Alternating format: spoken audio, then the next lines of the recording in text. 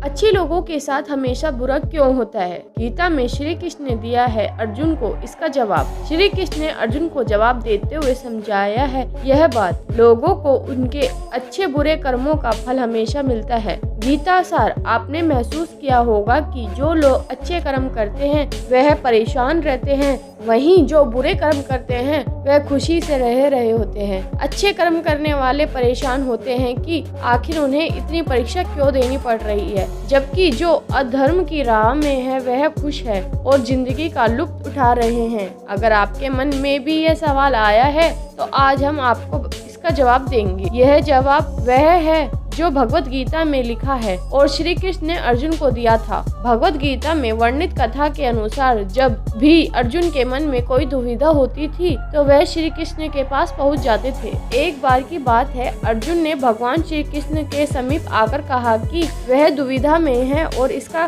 जवाब वह श्री कृष्ण से चाहते हैं। फिर कृष्ण ने पूछा कि क्या सवाल है? अर्जुन ने कहा, मुझे यह जानना है कि अच्छे लोगों के साथ हमेशा बुरा ही क्यों होता है, वहीं बुरे लोग खुशहाल दिखते हैं। अर्जुन के मुंह से ऐसी बात सुनकर श्री कृष्ण मुस्कुराए और कहा, मनुष्य जैसा सोचता है और महसूस करता है वैसा कुछ नहीं होता, बल्कि अज्ञानता की वजह से वह सच्चाई नहीं समझ पाता है। अर्जुन उनकी यह बात समझ नहीं पाए। इसके बाद श्री कृष्ण ने क्या कहा वह जानते हैं। श्री कृष्ण ने अर्जुन से कहा, अर्जुन मैं तुम्हें एक कथा सुनाता हूँ, इसे सुनकर तुम समझ जाओगे कि हर प्राणी को उनके कर्मों के हिसाब से ही फल मिलता है। प्रकृति हर किसी को अपनी राह चुनने का मौका देती है। अब वह मनुष्य की इच्छा पर निर्भर करता है कि उसे धर्म की राह चुननी है या अधर्म की। कथा शुरू करते हुए श्री कृष्ण ने कहा, एक नगर में दो पुरुष रहा करते थे। एक पुरुष व्यापारी था जिसके जीवन में धर्म की बहुत ही महत्वता थी। वह पूजा पाठ में यकीन रखता था, वह हर रोज मंदिर जाता था और दान धर्म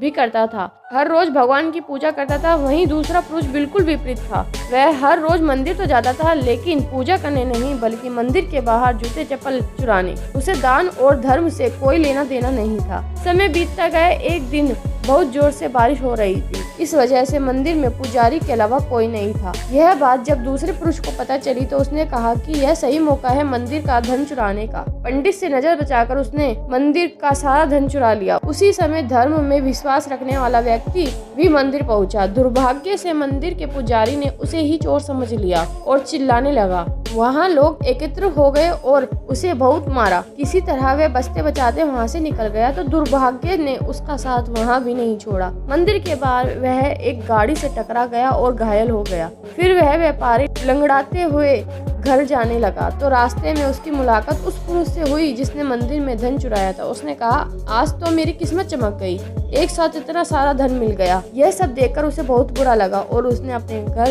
से भगवान की सारी तस्वीरें निकाल दी। कुछ सालों बाद दोनों पुरुषों की मृत्यु हो गई। मरने के बाद जब दोनों यमराज की सभा में पहुँचे और भले पुरुष ने दूसरे व्यक्ति को देखा तो उसे बहुत गुस्सा आया। उसने क्रोधित होकर यमराज से पूछ ही लिया कि मैं तो हमेशा अच्छे कर्म करता था, दान में विश्वास रखता था, उसके बदले जीवन भर मुझे अपमान और दर्द ही मिला है और इस व्यक्ति को नोटों से भरी पोटली, आखिर ऐसा भेदभाव क्यों? इस पर यमराज ने कहा, पुत्र तुम गलत समझ रहे हो। जिस दिन तुम्हारी गाड़ी से टक्कर हुई थी वह दिन तुम्हारी जिंदगी का आखिरी दिन था, परंतु तुम्हारे अच्छे कर्मों की वजह से तुम्हारी मौत एक छोटी सी चोट में बदल गई। तुम इस दुष्ट व्यक्ति के बारे में जानना चाहते हो? दरअसल इस व्यक्ति के भाग्य में राजयोग था, परंतु इसके कुकर्मों और अधर्मों के वजह से वह एक छोटी सी धन की पोटली में परिवर्तन हो गया। कथा सुनने के बाद श्री कृष्ण अर्जुन से कहते हैं, अर्जुन क्या अब तुम्हें तुम्हारे सवाल का जवाब मिल गया? ऐसा सोचना कि भगवान तुम्हारे कर्मों को नजरअंदाज कर रहे हैं यह बिल्कुल भी सत्य नहीं है। हमें कब क्या किस रूप में दे रहे हैं प्रभु मनुष्य को समझ में नहीं आता।